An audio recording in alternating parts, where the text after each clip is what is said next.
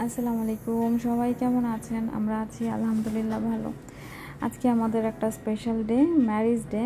তো সেজন্য আমরা চলে যাই বাইরে, কারণ আমাদের প্ল্যানিং ছিল আমরা রাতের বেলায় বাইরে খাওয়া দাওয়া করে দেন ব্যাক করব। তারপর আমরা যাই, গিয়ে আসলে দেখি যে এত বেশি মানুষ। আর আমরা গিয়েছিলাম আল জাহিয়া সিটি সেন্টারে।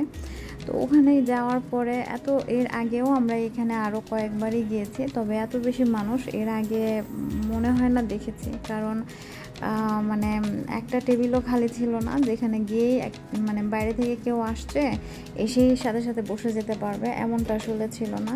গিয়ে কিছু সময় দাঁড়িয়ে থাকতে হবে, দেন কোনো একটা টেবিল খালি হলে তারপরে বসতে হবে। তো আমাদের ক্ষেত্রেও সেম ঘটনাই, আমরাও গিয়ে দাঁড়িয়েছিলাম, তারপরেই আমরা বসছি।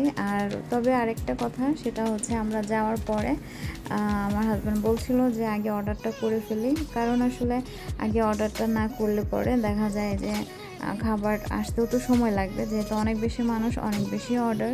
তো যাই জন্য আগেই অর্ডারটা করে ফেলা হয়েছিল। আর আমরা যখন বসছি তার কিছু সময় পরে আমাদের পিৎজা চলে আসছে। এখানে 3টা ফ্লেভারের পিৎজা ছিল, barbecue and pepperoni and chicken spicy pizza. তো যাই হোক, আলহামদুলিল্লাহ ভালো লেগেছে।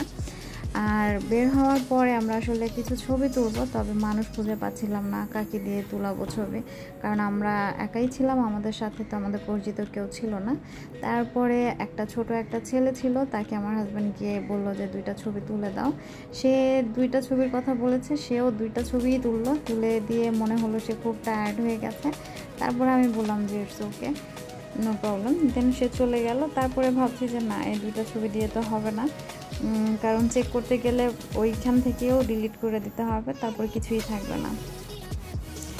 তখন মনে হলো যে না, আরেকটু ছবি তুলতে হবে। তারপরে 2টা ইন্ডিয়ান আপু দাঁড়িয়েছিল, আমি গিয়ে তখন রিকোয়েস্ট করে বললাম যে আপু 2টা ছবি তুলে দাও, মানে সরি, কিছু ছবি তুলে দাও। তারপরে সে হাসি মুখে আসলো, আমাদের কিছু ছবি তুলে দিল।